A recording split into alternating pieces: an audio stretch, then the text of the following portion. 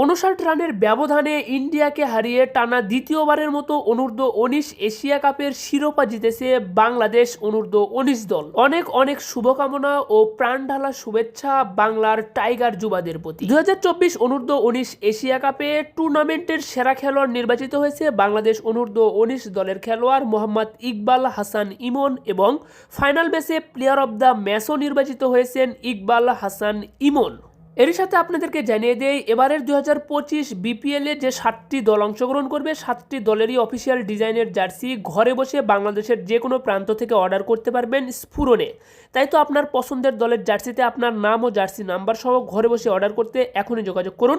স্ক্রিনে দেওয়া নাম্বারে অথবা স্ফুরণের অফিসিয়াল ফেসবুক পেজে যোগাযোগ করতে পারেন। অনূর্ধ্ব-19 এশিয়া কাপের টুর্নামেন্টের গ্রুপ পর্বের 3টি ম্যাচের 2টিতে জয়লাভ করে 4 পয়েন্ট নিয়ে সেমিফাইনালে জায়গা নিশ্চিত করেছিল পয়েন্ট টেবিলের 2 নম্বরে থেকে বাংলাদেশ অনূর্ধ্ব-19 দল। সেমিফাইনালে পাকিস্তান অনূর্ধ্ব-19 দলকে 20টি আইনে 23 রানে হারিয়ে ফাইনালে জায়গা নিশ্চিত করে নেয় টাইগার যুবারা।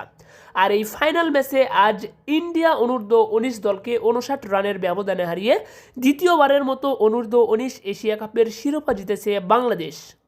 গত 2023 অনূর্ধ্ব-19 এশিয়া কাপে 195 রানের বড় ব্যবধানে সংযুক্ত আরব আমিরাতকে হারিয়ে প্রথমবারের মতো অনূর্ধ্ব-19 এশিয়া কাপের শিরোপা জিতেছিল বাংলাদেশ এবং এই 2024 সালে এসে দ্বিতীয়বারের মতো টানা দ্বিতীয় শিরোপা জিতে নিল বাংলার টাইগার যুবারা।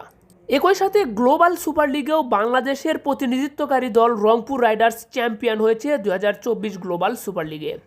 তো 2024 সালটা বাংলাদেশ সফলভাবে শেষ করতে পারলো। বাংলাদেশের এমন সফলতাকে আপনি কিভাবে দেখছেন অবশ্যই কমেন্ট বক্সে জানাতে ভুলবেন না এবং খেলাধুলা জগতের যে কোনো ধরনের জার্সি পেতে অবশ্যই যোগাযোগ করবেন স্ফুরণে। ধন্যবাদ সকলকে, ভালো থাকবেন সবাই।